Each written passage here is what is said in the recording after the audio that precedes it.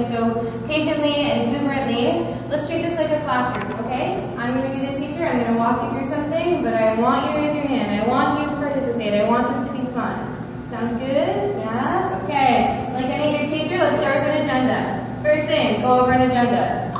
Second thing, we're going to talk about this quote, then we're going to talk about some lemons, then we're going to talk about a very important person in my life, then we're going to talk about you, then we're going to talk about this thing. And let it run that, take off my shoes, and we're ready to go. I was like T-Rexing all night. This is not good. Okay.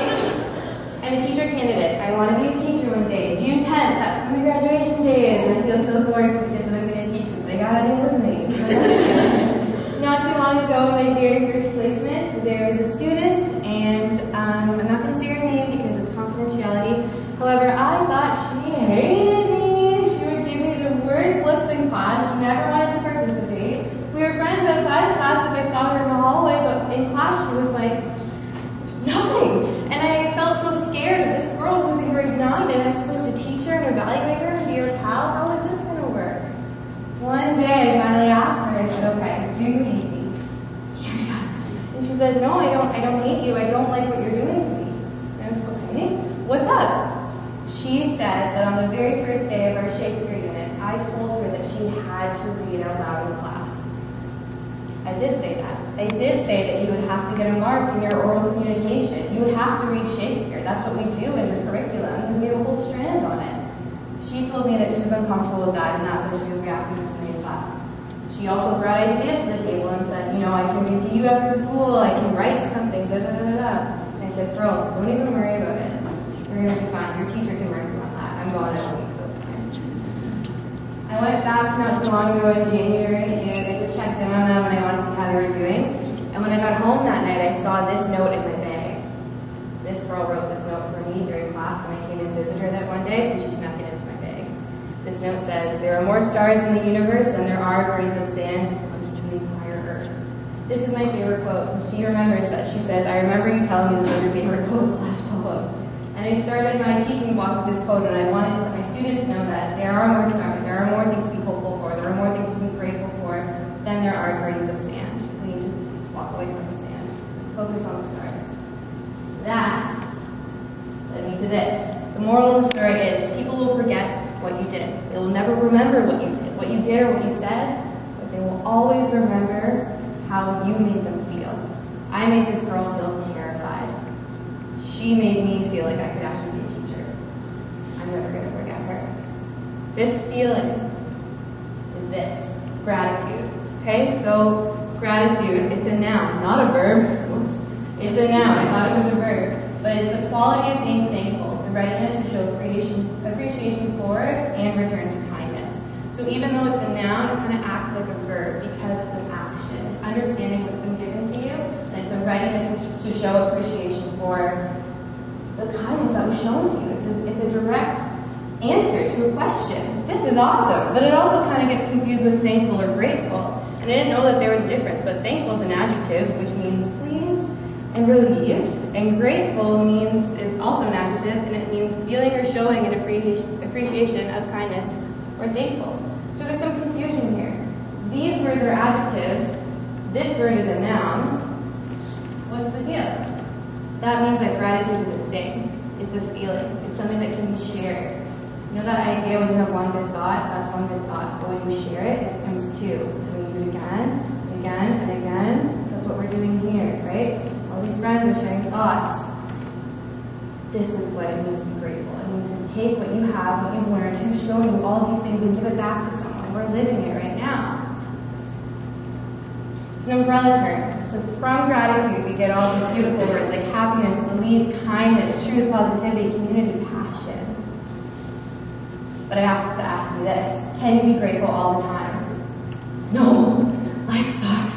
There's a lot of things that are really hard to go through. What happens when life gives you lemons? What do? You make lemonade. Anything else? Yeah, you get some salt and a shot of it. And you take it. Or you say, screw you lemons, I'm going to go, right? No. What happens when life gives you Lululemon? I'll tell you. You don't complain. And you laugh, but it's funny, so you should laugh. However, let's think about this. Lululemons, we either say okay, or we say okay, or we say okay. When we get Lululemon, how do we get Lululemon? Sub Lululemon for any brand or clothing or article or thing. And let's take a second to realize that if someone gave us that, someone loves us. If we were able to buy that, we have a job. How many people don't have a job? How many people can't afford to do this? And if we got this from someone who didn't need it anymore, like a hand-me-down from a friend or a sister, then that's just straight up kindness. When someone realizes that they have something that doesn't benefit them, so they give it to someone who could benefit from it, and life gives you Lululemons, don't complain. This is a phrase that I came across not too long ago, and it says, no judgment, just noticing. It's so hard to be grateful all the time. It's exhausting. It's like when people tell you, just be happy, be happy, be happy. I don't want to be happy right now. I want to feel something other than happy because life isn't all about being happy. But it's not about judgment. It's about noticing. When we place a judgment or a value on something, we say you are greater or less than. You mean this much to me. You have this much merit. We need to judge certain things, but for the most part, we just need to notice and be aware and be present. When we notice these things, we're able to understand what they mean to us. So gratitude takes what we have and turns it into enough, so we can learn to live blessed. We can learn to live that everything that we've been given, every opportunity that we are brought to, or every failure that we have to go through, there's something in there. And gratitude says, this is what you got. What are you going to do with it? There's something in here that you can work with. Life gets easier, better, lighter, happier, fuller, whatever you want to say. Once you start realizing how lucky we are to be in this room, to be in Canada, to be alive today, tomorrow is guaranteed to no one. You may have plans for next year, whatever. You may not make it there. And I hope you do, God willing, or universe willing, but you never know. But when we start to implement what gratitude can do, life starts to get like this. A lot of people look and say, oh, gratitude shows the silver lining. I hate this for so many reasons. I hate this whole idea that we have to look beyond something and see what's good about it. I don't like that because sometimes you can't see a silver lining because sometimes the clouds are so thick and life gets so hard and the struggle gets so real that it's hard to see the silver lining. So instead, I like to look at this. Bam! The golden undertone. Get it? Silver, gold, lining, undertone. It's better, okay? Why this is better is what this does. When we look for the golden undertone in something, what we say is that there's goodness here. There's something to be grateful here. There's something that I need to recognize and understand that this was brought to me for a reason and I can grow. I don't have to look for it. It's already there and I just gotta maybe dig for it. So it's a recognition. There's goodness. There's gold. Okay, we are golden. There are things around that are gold. And I got proof of it. This guy. This guy's one of my favorite humans. No, he's not my boyfriend, he's my brother. Can't you tell we look so similar? But before I can talk to you about him, I also have to mention that I have a sister. And she's super cool, and she's the most beautiful person, and she taught me more about what it means to be a sister, a friend, a feminist, a person than she will ever know. And I have to shout her out before I get into that. I could do a whole talk on her, but alas, we'll go back to him. The last time I was here, I was able to talk about my brother, and I was able to share this story, and I'm just going to share it again quickly. About a year ago in December, I called my brother, and I said, hey, what are you doing? And he was like, oh, nothing, I'm just going to wallow in my sorrows tonight. Excuse me? You're going to wallow in your sorrows? What's up? Nothing, don't worry about it, whatever, it's fine. His circumstances are private, it doesn't matter what he was going through. What mattered to me is that someone that I loved so much, someone that I shared DNA with, someone that lived in the same city as me felt like they had to wallow in their sorrows. That killed me. My brother is my hero. When he was born with a genetic disease mutation thing that all of his organs were on top of his lungs. And when he was born, they had to slice him open to pull all of his organs down so he could breathe. My brother was born a fighter. He still is a fighter. He's a cop. He runs marathons. He's a master's. And so many things. I don't even know what degree he's on now. He's so funny and kind and compassionate. He truly is my golden undertone. And so when I hear that he's not doing well, it rips me apart. But sometimes, it's hard to be grateful all the time. It's hard to be a good friend or a good sister or a good person all the time. But thankfully tonight, or that night, I was feeling like a good person or that I wanted to do something. So I went to Starbucks and I got him a drink and I got him some gummy worms and a And I brought it to his house, and at that point I didn't go to his house ever. And I got there, and he was like, "What are you doing, kid?" I'm like, "I'm here for presents." And okay. So we hung out for a second, and it was fine. And like, yeah, this was awkward. Like, I don't go to my brother's house. We make fun of each other. No. So I get there, and it's great. And then I'm about to leave, and I look up at him, and my hero is standing there on the steps, and he starts to cry. My brother doesn't cry. Look at this face. His face doesn't cry. He cried, and he cried because I felt like, maybe put some words in his mouth, but I felt like what I showed him was that he was worth it, and he was great, and I loved him. I wanted him to know that. Then something really, really cool happened that I didn't get to talk about last time. My brother's fine. He's here, in fact. And 3 weeks later, after this happened, he ran into a girl at a supermarket. And he knew this girl about 5 years ago, and they dated, and they were a great match, but it didn't work out. Trust the timing of your life. The timing wasn't their timing. And about 3 weeks ago, there's a rock on her finger. And now we have a new family member covering it. Like, I can't even handle it. There's a lot of love here, and we're so grateful for the fact that they all came into our lives, and we're here. I'm not saying that I'm psychic. I'm not saying that I did this. This is them. Well, that's us, but like what they have. Do you know what I mean? No, I didn't do this. I didn't make sure that they ran into each other for Tino's. I don't know. I didn't even know she existed. What I think happened was that my brother opened his eyes and his heart up to love and goodness and kindness that he already had within him, and he just needed a reminder. That brings me to my next point. We've been sitting here for how many hours now? How many wonderful people spoke? How many ideas were shared? How many neurons were fired? What do we do with all of this? I can tell you what I want you to do. This thing. Wow. So this is small, but it says my moments of gratitude, and it says MOG. And one of my favorite people helped me make this site. And what this is a blog. And I started this in honor of my golden undertone. A couple weeks after that whole incident, or no, I think it was that night, yeah. I went home and I was like, I gotta do something. I gotta make some connections happen. So what I did was I created a community, and it's called My Moments of Gratitude.com. And what you do is you go on and you write something, and you tell us why you're grateful. There's a lot of things to be grateful. A lot of people write about people who have left us way too soon, but they find ways to be grateful for people who have left, who died wrongfully or not fairly. They find ways or reasons to be grateful for that. How do you do that? That's magic. It's amazing. That's so great.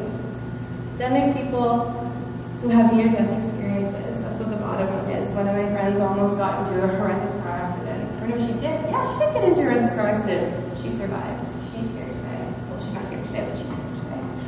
This one is for one of our friends who has cystic fibrosis, and it's really, really hard for her to breathe. The bottom one is that quote again, because when that quote was first introduced to me, it was a time when I really needed it. So what this whole thing does is it puts out these stories, these anecdotes, these little messages, and it shares them with people. These are some of them. Some like quotes from them. Life is too short for one kind of goal. Life is too short to not open yourself up to something you love. It may end up being the thing that saves you. Writing saved me the way teaching woke me. The best and most beautiful things in the world cannot be seen or even touched. They must be felt with the heart. It suddenly hit me that she was right. I had a life to live, a life that could be taken away in one quick moment of impact. But it wasn't. So what? I got 4 hours of sleep. So what? I was having the worst luck in terms of transportation. So what? I missed my car. All that didn't matter because I was having the best, worst day of my life. I didn't make these up. Other people did. This is genuine, authentic, vulnerable things that people write about. And I truly believe in all this stuff. This is where it all happens. Facebook, Twitter, my moments of OG, original gangster. My moments of gratitude, with the hashtag emoji. I gotta tell you that I don't get paid for this. I don't want to be paid for it. I don't get anything except joy from doing what I do, and I don't want this to be a promotional thing. I just want you to know that from reading all these stories, my life has truly changed for the better. And hearing other people's stories shows me that it's real. And then hearing other people talk about what we're talking about makes me believe that there's goodness here, and there's good things to be grateful for. When I had to do my bio, this is what I wrote, and it's a little aggressive, so I'm just going to read a certain part to you. Is it weird to say that my passion is people? A little bit. But I think we spend so much time honoring concepts or causes, and we don't really take the time to honor what we have inside of us. People that don't believe in magic will never find it. People want a magical solution to everyday problems, but no one will acknowledge that you have magic inside of you. It's right here. It's what makes you feel like you can do something. I think that's our duty. I think we need to make people realize that they are magic. Why are we spending so much time tearing each other down when we could be lifting each other up and supporting each other? We talk about circles of support, we talk about friendship. How many of you would be here? Wouldn't be here today if it wasn't for kindness or gratitude from certain people. Think about the people in your life. Think of your golden undertones that left you doing what you're doing and brought you to something better and have made you come here. I have a couple over here. I have a couple over here. They're around. And I think what makes this all make sense is that when we show appreciation or gratitude for someone, they feel really good. And when people feel good, we're able to feel better about ourselves. When we feel better about ourselves, we can do more things. We can operate at our better potential because we're happy and we're excited. Why wouldn't we try to make more people feel good? It's a very easy thing to do to say thank you, or I really appreciate you in this moment, or like, hey pal, you bomb. It's very easy to do, but it starts with you. So this is what I want to leave you with. Moment of gratitude. What does this mean? Why did I decide to call it a moment of gratitude? At first I thought it would be our moments of gratitude, or maybe like, oh, I'm really happy. I don't know. I had a really hard time thinking of the name, but then moments of gratitude hit me like a ton of bricks. Kind of puts it all into perspective is you cannot climb the ladder of success with your hands in your pockets. We don't have pockets. What I think this means is that we can't be sitting around like this. This doesn't do anything. It's so unflattering, physically and emotionally. We gotta get our hands out of our pockets and we have to make changes and we have to do something because this is our world, this is our life, and we have something to do. We don't have something to prove, it just has something to say. And I think all these other people did too. So why not take our hands out of our pockets, find something to be grateful for.